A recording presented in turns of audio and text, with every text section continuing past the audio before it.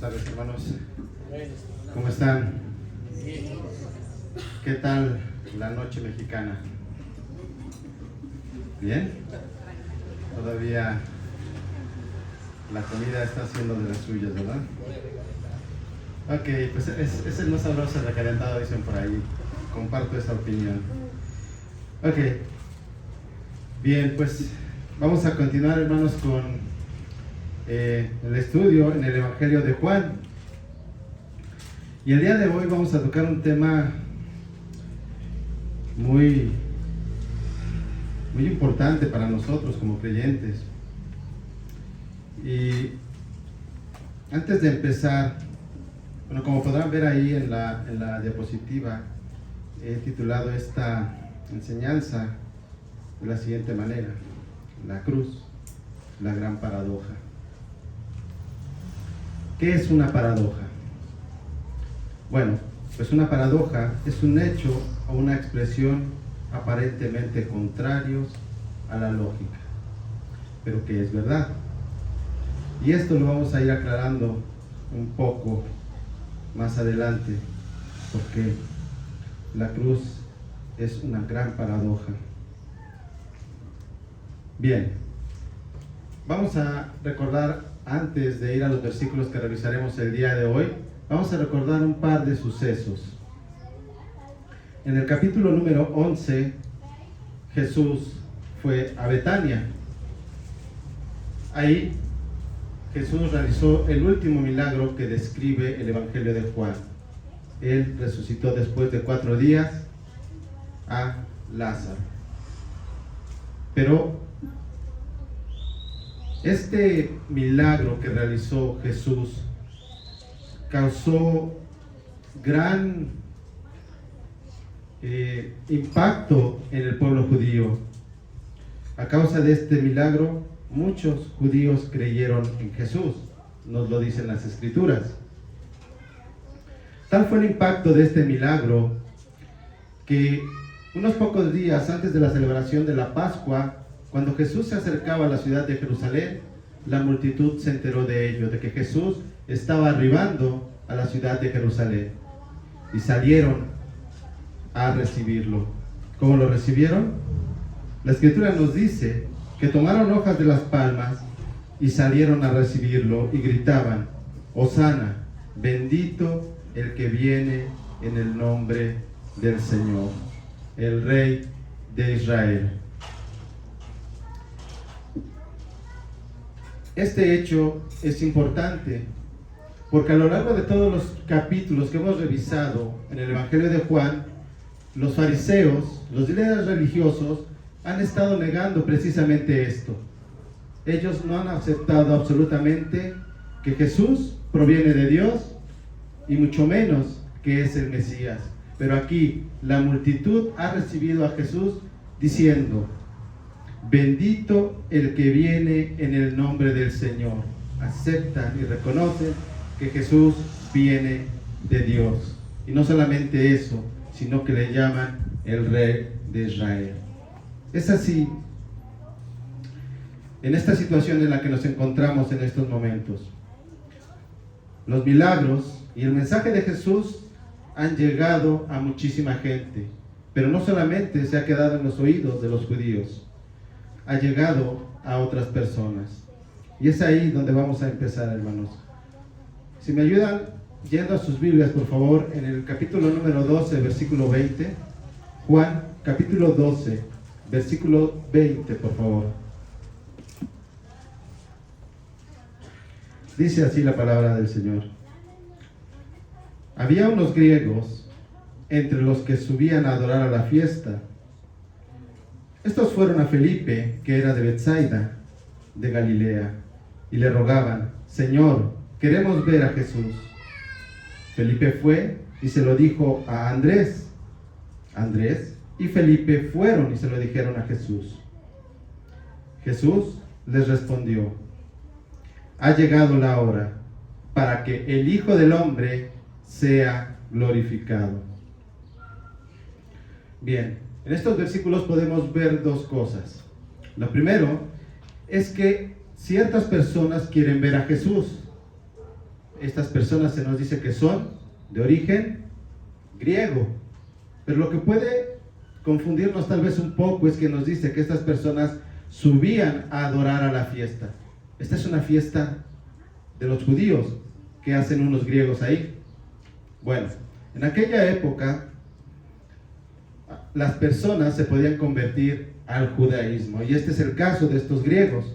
A estas personas se les conoce como prosélitos, los prosélitos gentiles, y al convertirse al judaísmo ellos tenían que participar de los rituales judíos, y en este caso estaban yendo ¿a dónde? A la fiesta de Pascua. No era extraño que los griegos se convirtieran al judaísmo. Si recordamos, la cultura griega era una cultura griega basada en la mitología. Ellos tenían múltiples dioses, pero se sentían atraídos por el judaísmo por ciertas razones. Entre ellas era que el judaísmo adoraba a un único Dios. Y no solamente era un único Dios, sino que era el que había creado todo lo que existía. Y no solo eso, sino que lo sustentaba y lo gobernaba. Pero además, para ellos era llamativo el que el judaísmo hiciera énfasis en la responsabilidad moral de cada individuo. Y además, que era una religión que era de una tradición antigua, es decir, una religión que no era cambiante. Y como sabemos, esto es porque Dios no cambia. ¿Ok? Entonces, este tipo de personas son las que están buscando a Jesús. Unos griegos convertidos al judaísmo. Al final de cuentas son gentiles. La segunda cosa a resaltar en estos versículos es la respuesta que da Jesús cuando se entera de que lo buscan estas personas. Jesús dice: ha llegado la hora para que el Hijo del Hombre sea glorificado. Es interesante esta frase. Vamos a dividirla en dos partes, esta respuesta. La primera es: ha llegado la hora. Recordemos que a lo largo de todos los capítulos anteriores del Evangelio de Juan se ha hecho referencia a la hora de Jesús, pero de una manera diferente. En Juan capítulo 2, versículo 4, ahí cuando María le dice a Jesús que el vino se ha acabado en las bodas de Caná, Jesús le responde: mujer, ¿qué nos interesa esto a ti y a mí? Todavía no ha llegado mi hora. La hora a la que está haciendo referencia está en un futuro. Juan capítulo 7, versículo 30. Procuraban pues prender a Jesús, pero nadie le echó mano. ¿Por qué? Porque todavía no había llegado su hora. Estamos hablando de la hora todavía en un futuro. Juan capítulo 8, versículo 20. Estas palabras las pronunció en el lugar del tesoro, cuando enseñaba en el templo, y nadie lo prendió. ¿Por qué? Porque todavía no había llegado su hora. Esa hora, por las palabras de Jesús, había llegado. ¿Qué cambió? ¿Qué sucedió? ¿Por qué ahora Jesús dice que la hora ha llegado? Pues pareciera ser que el hecho de que estos prosélitos gentiles le buscaran era una señal que él estaba esperando. Y esto, hermanos, lo podríamos ver como uno de los momentos más importantes en la historia evangélica. ¿Por qué decimos esto? Porque aquí, por primera vez, se nos insinúa, aunque muy levemente, pero hay una insinuación a que el evangelio había de llegar más allá del pueblo judío. Los gentiles estaban yendo a buscar a Jesús. Y esto lo podemos también ver en el Antiguo Testamento que así había de ser. Por favor, si alguien me ayuda a leer Isaías capítulo 11, Isaías capítulo 11, versículo 10.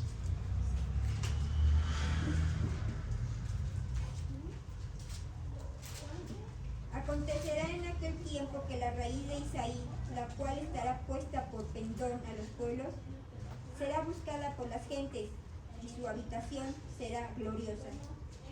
Gracias, hermana. ¿Quién es la raíz de Isaí? Jesús proviene de esa descendencia. Entonces, aquí vemos que así sucedería. Esto es en cuanto a los prosélitos gentiles. Pero ¿qué sucede con toda esa multitud que está rodeando a Jesús? Que ha escuchado la respuesta. Ha llegado la hora para que el Hijo del Hombre sea glorificado. ¿Qué sucede con ellos? Bueno, todas estas personas recientemente acababan de vitorear a Jesús en su entrada a Jerusalén. Afirmaban que Él era el Mesías. Y seguramente al escuchar estas palabras, ellos estarían saltando de emoción. ¿Por qué? Porque ellos estarían pensando que había llegado el momento en que serían liberados del Imperio Romano. El Mesías estaba diciendo que había llegado la hora. Pero Jesús no estaba refiriéndose a eso. Jesús lo que estaba diciendo es que había llegado la hora de su muerte. Y como veremos más adelante, lo que está diciendo es que había llegado la hora de la cruz. ¿Por qué decimos que Jesús se refiere a su muerte? Vamos a los siguientes versículos. Versículos 24 al 26. En verdad les digo que si el grano de trigo no cae en tierra y muere, se queda solo. Pero si muere, produce mucho fruto. El que ama su vida, la pierde. Y el que aborrece su vida en este mundo, la conservará para vida eterna. Si alguien me sirve, que me siga. Y donde yo estoy, allí también estará mi servidor. Si alguien me sirve, el Padre le honrará. Es aquí donde vemos lo que decíamos al principio, una paradoja. Es como algo contrario a la lógica. ¿Cómo es esto de morir para dar fruto? ¿Cómo es esto de morir para tener vida? Jesús, en esta metáfora, nos dice lo siguiente. Nos está diciendo cuál es el motivo por el cual Él ha de morir. ¿Cuál es el motivo? Para dar mucho fruto. Pero, ¿a qué fruto se refiere Jesús? ¿A qué fruto? A cada uno de los que han de creer en la obra de Cristo en la cruz. A ese fruto se refiere. Pero obviamente, ese fruto debe tener ciertas características para ser genuino. La metáfora que hace Jesús es que Él es el grano de trigo que ha de morir para dar fruto. ¿Y ese fruto qué será si está germinando una semilla de trigo? No puede ser maíz.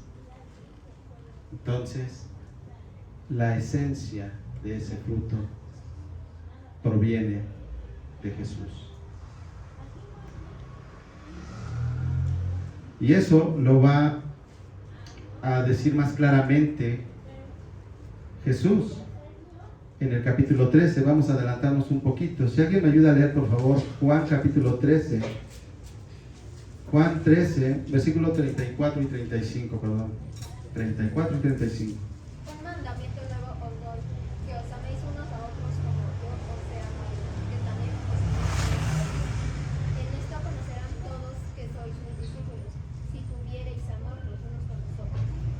Gracias, Elena. Entonces, ¿cuáles son las características de este fruto? A ver, Jesús, ¿qué está haciendo en la metáfora? ¿Perdón? Fuerte. Nos está amando. Nos está muriendo. Ya te adelantaste, Juanito, pero vas bien. Él está dando su vida. ¿Por quién?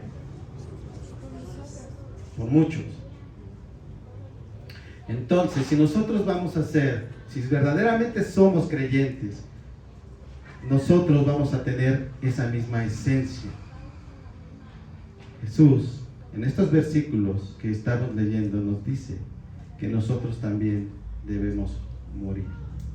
Morir a nosotros mismos. Morir al mundo. Servir y obedecer a Jesús. Esas son las características del fruto al que se refiere Jesús. Él va a morir para que germine mucho de este fruto. Porque, como acabamos de leer en Juan 34, que como yo los he amado, así también se amen los unos a los otros. ¿Cómo nos amó Jesús? Entregando su vida. Y es así como nosotros debemos hacerlo. ¿Por qué? Versículo 35 de Juan 13. En esto conocerán todos que son mis discípulos, si tienen amor los unos a los otros. Eso es lo que caracteriza al verdadero creyente. Eso es lo que nos debe caracterizar a nosotros. Jesús nos llama a morir a nosotros mismos. ¿Por qué? ¿O para qué? Los versículos nos dicen que ¿para qué? Para tener vida eterna. Pero no solamente eso, que ya de por sí es algo inmerecido, es algo que no merecemos, nos está dando vida eterna.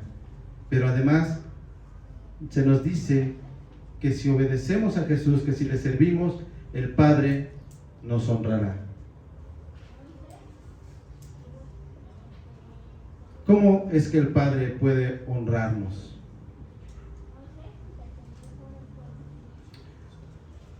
¿Cómo se les ocurre?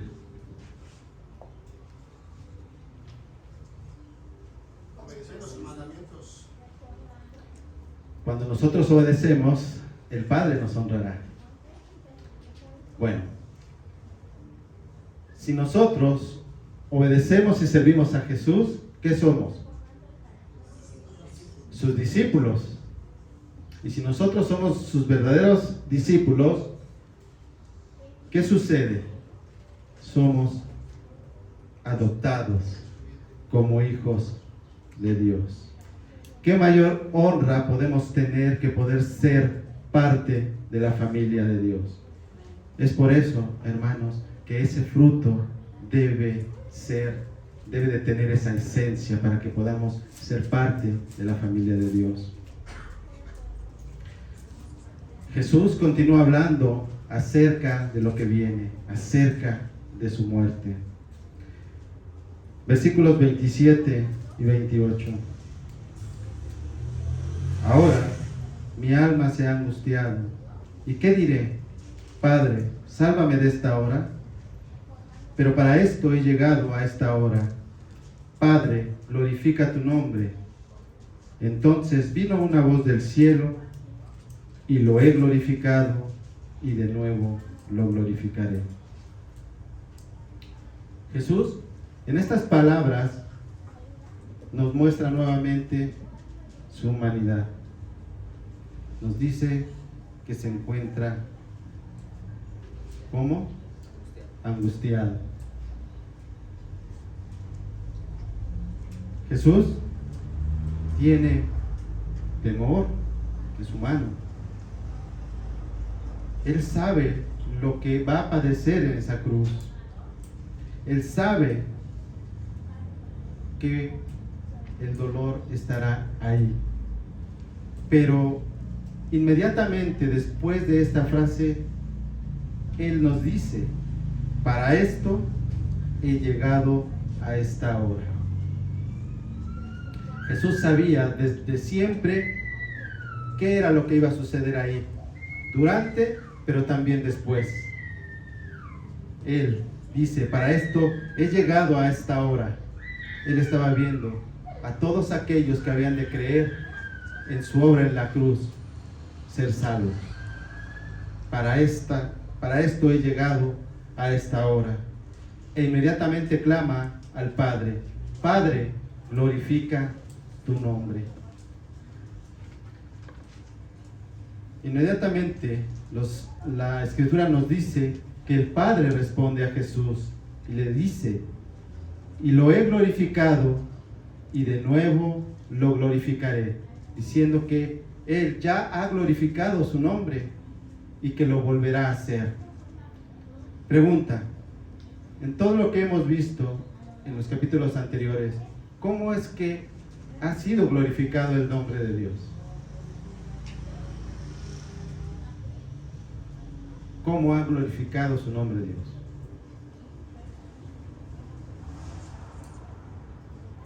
A lo largo de todos estos capítulos hemos visto señales, hemos visto milagros. De hecho, desde el primer capítulo, en el primer versículo, ¿quién lo puede leer, por favor? Capítulo 1, versículo 1 de Juan.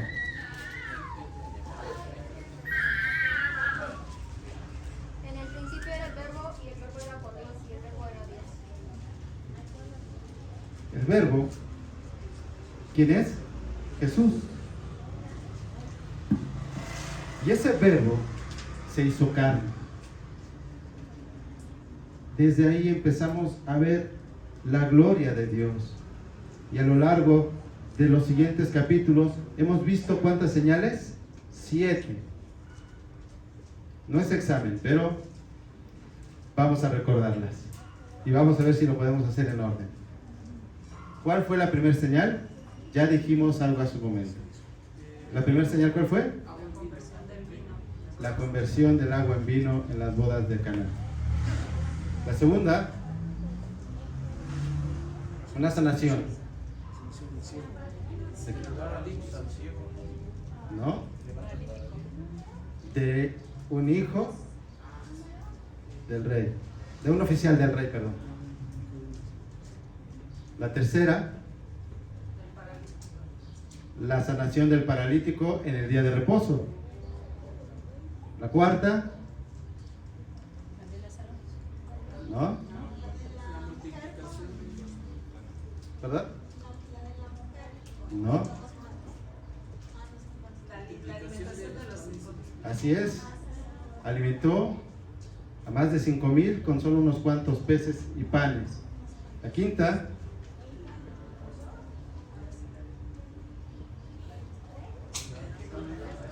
esa es la más difícil. Les voy a ayudar. Cuando Jesús se queda solo a orar y sus discípulos se van en una barca, ¿qué hace Jesús? Tiene los elementos. Él camina sobre el agua. La sexta,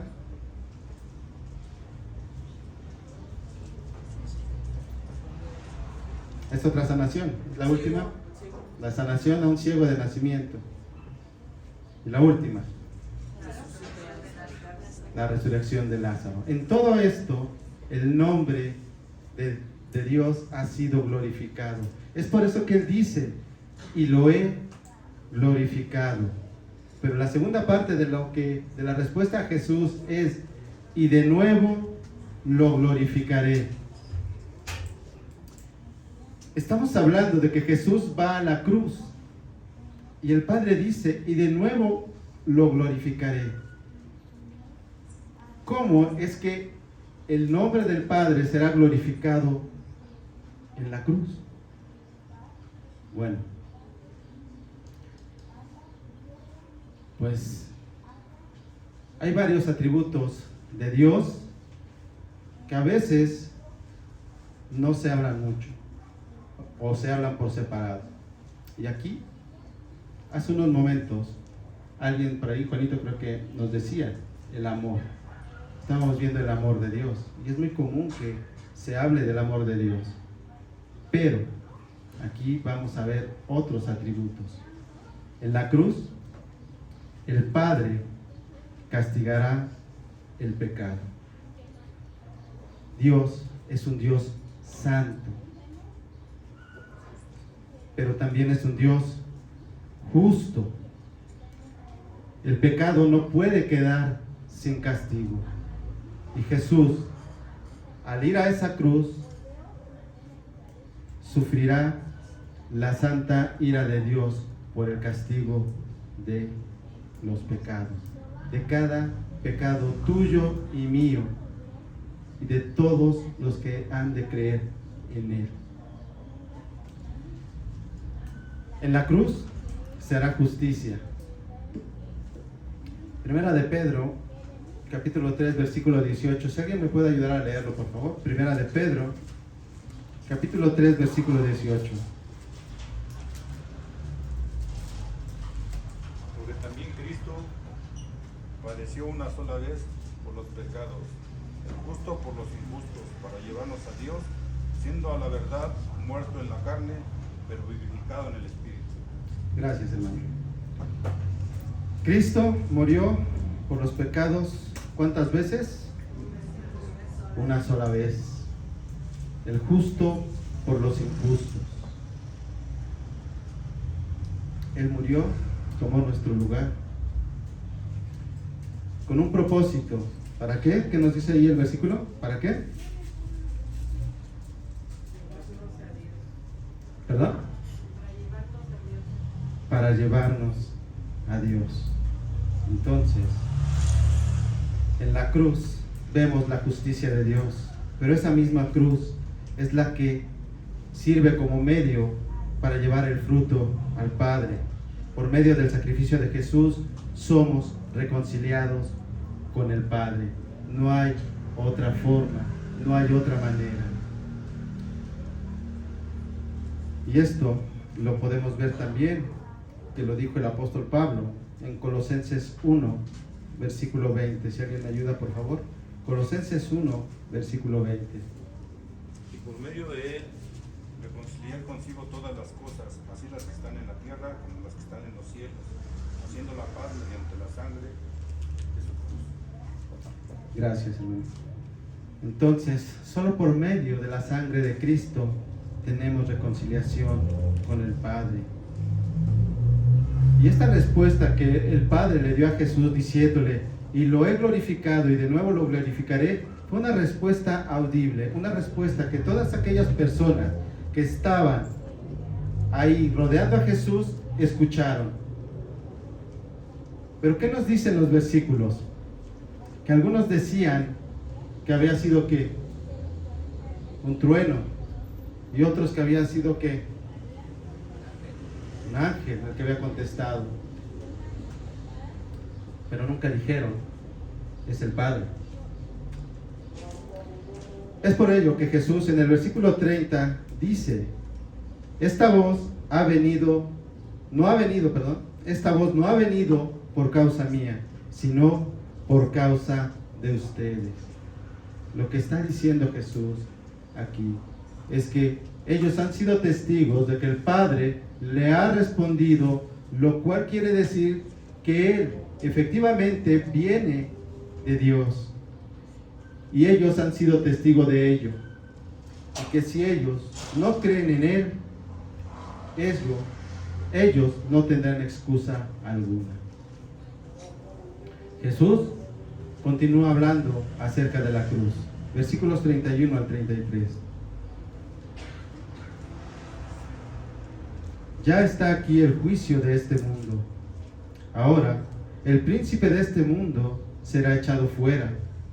Pero yo, si soy levantado de la tierra, atraeré a todos a mí mismo. Pero él decía esto para indicar la clase de muerte que iba a morir. Aquí podemos ver dos cosas muy importantes, nuevamente relacionadas con la cruz. Lo primero es que en la cruz ha sido y es juzgado el mundo. ¿Por qué? Recordemos nuevamente lo que es una paradoja. Decíamos que la cruz, todo aquel que cree en la obra de Jesús en la cruz, ¿será qué? Salvo. Pero ¿qué nos dice Juan capítulo 3, versículo 18? Juan capítulo 3, versículo 18.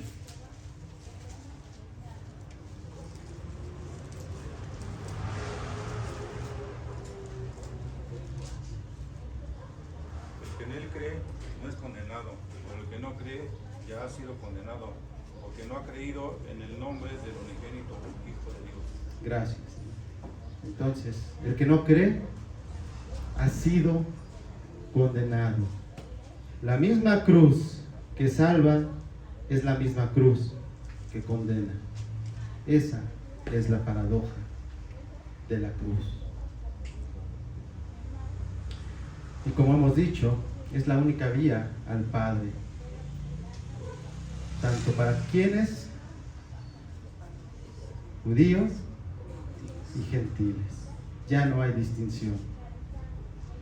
Pero también en estos versículos se nos dice que Jesús ha vencido. Y volvemos a ver una paradoja aquí. Jesús, ahí, crucificado, ha vencido. ¿A quién? A la muerte y al príncipe de este mundo. ¿Sí vemos la paradoja? ¿Y qué decíamos que era la paradoja? Un hecho o una expresión aparentemente contradictoria a la lógica. Pero hoy nosotros estamos viendo que esto es verdad. La cruz tiene mucho significado para nosotros, hermanos. Y esto lo podemos ver también con un poquito más de detalle en 1 Corintios, capítulo 1, 1 Corintios, capítulo 1, versículos 23 al 24. Si alguien me ayuda a leerlo, por favor.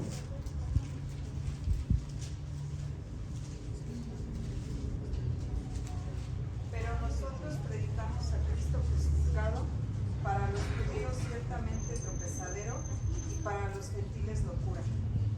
Mas para los llamados, así judíos como griegos, Cristo poder de Dios y sabiduría de Dios. Gracias. ¿Qué nos está diciendo el apóstol Pablo aquí? Que Cristo es piedra de tropiezo para ¿quiénes? Tanto para judíos como para gentiles, pero también es salvación tanto para judíos como para gentiles. Pero hay algo que decíamos hace un rato. Hemos visto el amor de Dios, hemos visto también que es santo y que es justo y que Él castigará el pecado. El pecado será castigado sí o sí por Dios. Y aquí, en el principio del versículo 24, vemos la soberanía de Dios. Sin embargo, para los llamados, tanto judíos como griegos, Cristo es poder de Dios y sabiduría de Dios. Si tú no te sientes privilegiado el día de hoy, hermano, de escuchar esto, nada te podrá hacer sentir privilegiado. Has escuchado que eres hijo de Dios, que eres de los llamados y que tienes vida eterna. Eso es lo que somos delante de los ojos de Dios.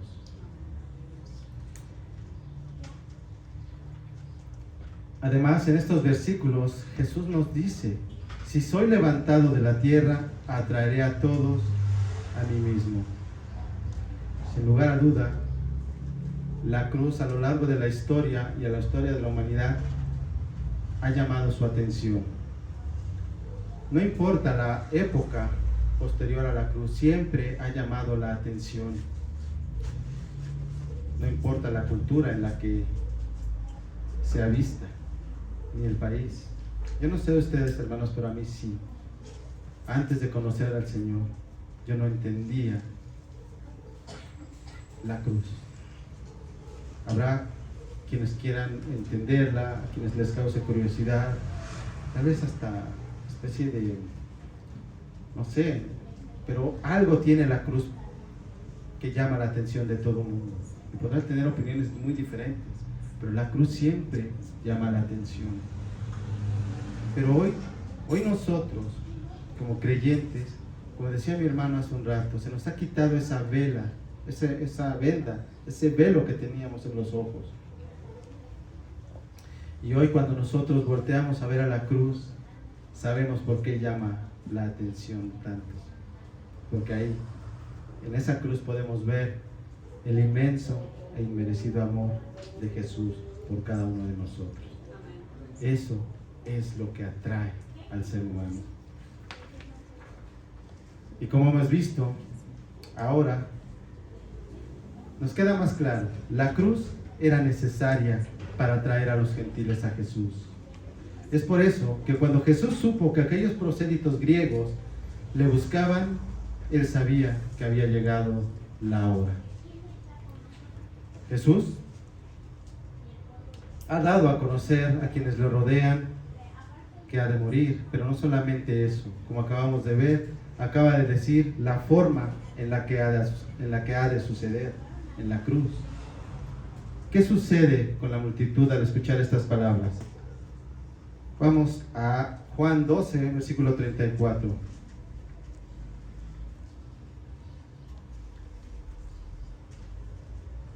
Entonces la multitud le respondió: hemos oído en la ley que el Cristo permanecerá para siempre. ¿Y cómo dices tú, el Hijo del Hombre tiene que ser levantado? ¿Quién es este Hijo del Hombre?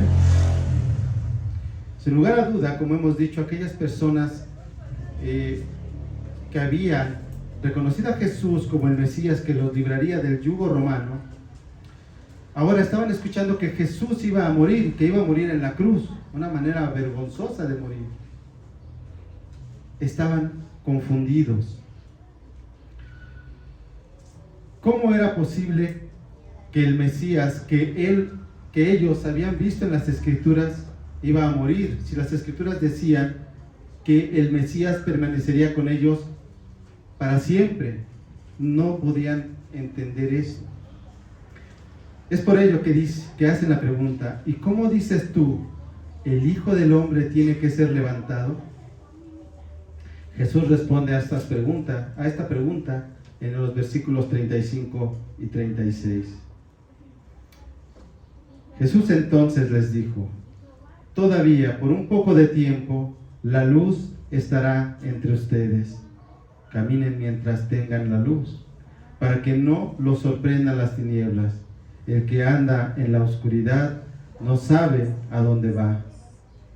Mientras tienen la luz, crean en la luz, para que sean hijos de la luz.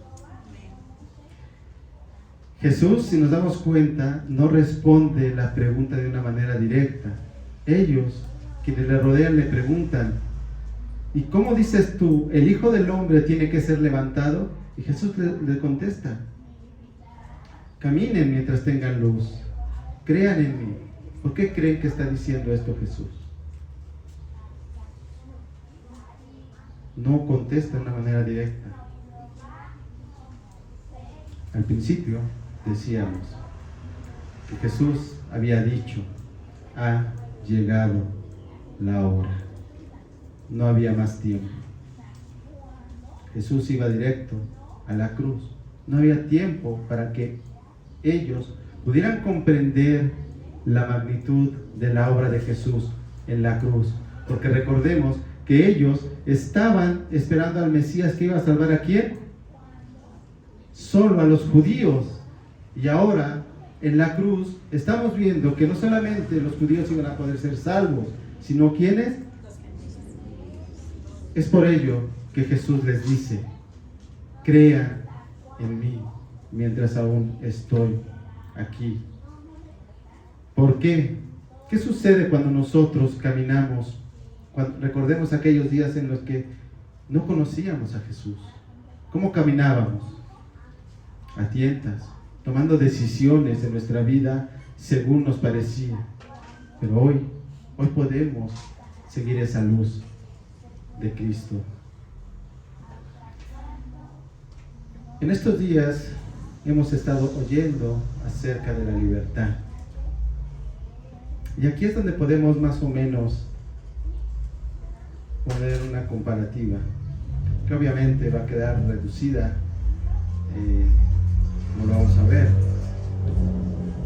Es loable lo que hicieron las personas que dieron forma a este país.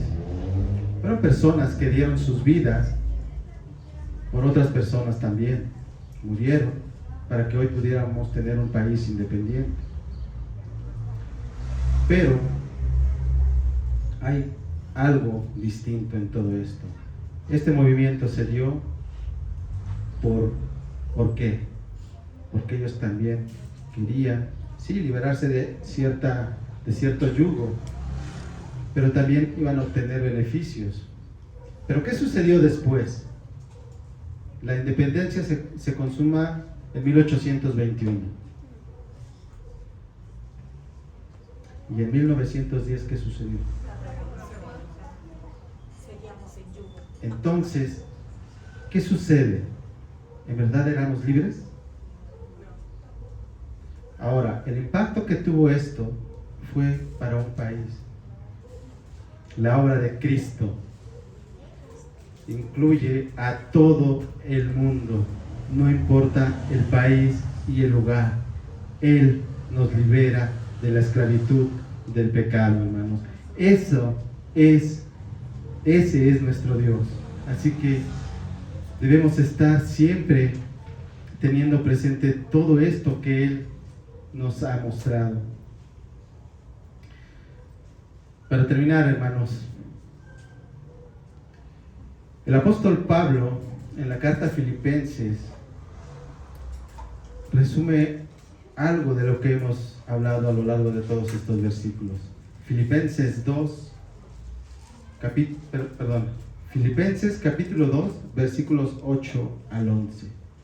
Dice así: y hallándose en forma de hombre, se humilló a sí mismo, se humilló él mismo, haciéndose obediente hasta la muerte, y muerte de cruz. Por lo cual Dios también lo exaltó hasta lo sumo, y le confirió el nombre que es sobre todo nombre, para que al nombre de Jesús se doble toda rodilla de los que están en el cielo y en la tierra y debajo de la tierra, y toda lengua confiese que Jesucristo es Señor, para gloria de Dios Padre. Amén. Es increíble la obra del Señor Jesús en esa cruz. Es algo que no podemos aún asimilar y comprender en su totalidad.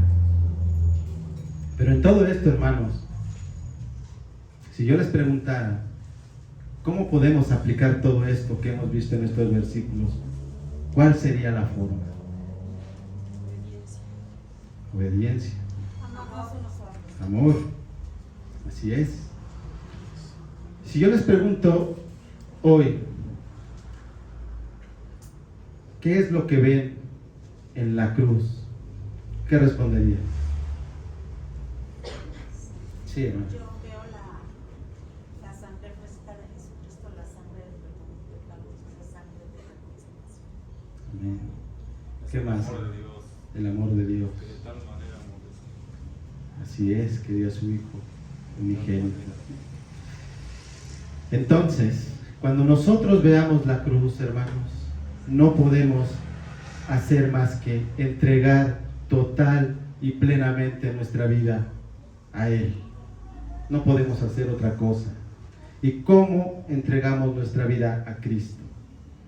Hemos visto cómo Cristo se negó a sí mismo, cómo Cristo murió por alguien más. Y eso, es lo que debemos hacer.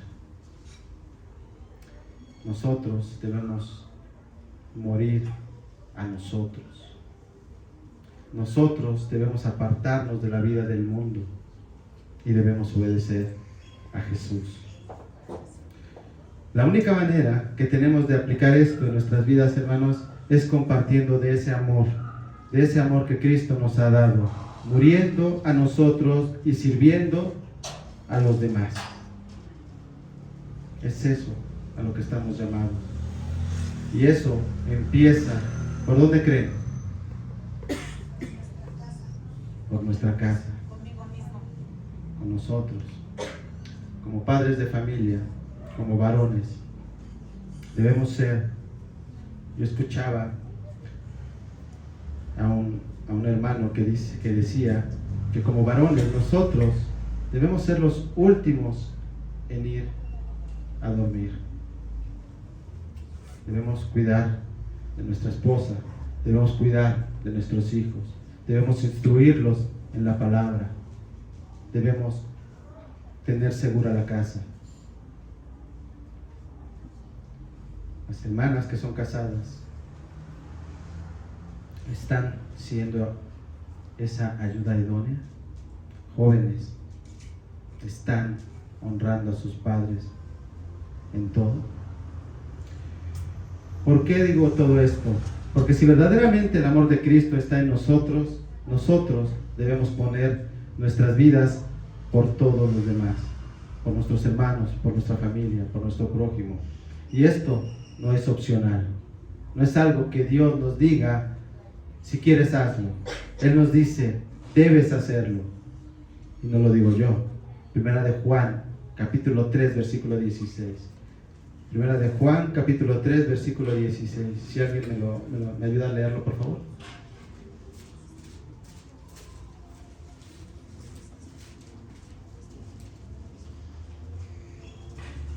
Sí.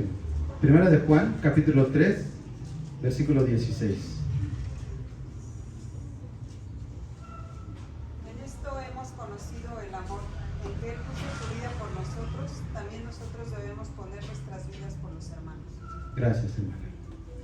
Como dice al final, también nosotros debemos poner nuestra vida por nuestros hermanos. Ese es el fruto que espera el Señor de aquellos que son sus discípulos. Ya por último, quisiera hacer la siguiente pregunta, y que realmente la reflexionemos cada uno de los que estamos aquí. ¿Realmente estás compartiendo el amor de Dios a tu alrededor? ¿Lo estamos haciendo? Empezando por nuestra casa. Porque si no es así, hermanos, solo hay dos opciones. O estamos desobedeciendo a Dios o no somos parte de ese fruto. No hay más. Es por eso, hermano, que hoy es un buen día para ir y doblar tus rodillas, para que todos vayamos delante del Padre y le pidamos que Él sea nuestra ayuda, que nos dé fuerzas para morir a nosotros, que nos dé fuerzas para cargar nuestra cruz, que nos dé fuerzas para seguir a Jesús y que en verdad nos haga siervos para su gloria. Vamos a orar, hermanos. Señor, gracias te damos por tu palabra. Gracias, Señor, porque nos has dado ese amor inmerecido. Y hoy te pedimos, Señor, que tú nos fortalezcas, que nos guíes, para poder realmente darte gloria con nuestra vida. Que seas tú, Padre Santo,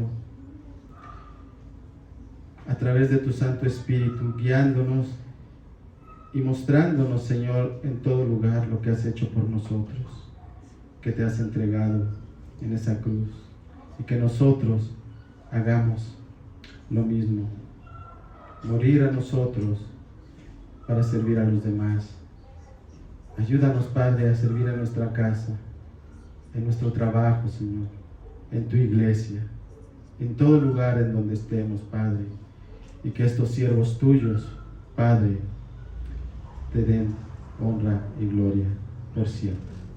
Oramos y te damos gracias por el sacrificio de tu Hijo en esa cruz. En su nombre oramos y damos gracias.